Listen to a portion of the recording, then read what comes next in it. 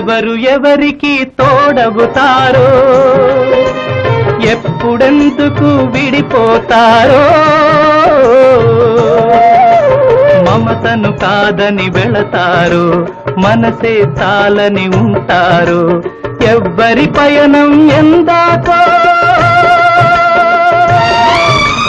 అడగదు ఎవ్వరిని, బదులే దొరకదని.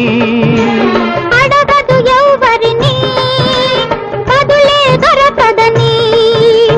ఓ బాటసారి, ఇది జీవిత రహదారి. ఎంత దూరమో, ఏది అంతమో, ఎవరు ఎరుగని దారి ఇది, ఒకరికి సొంతం కాదు ఇది.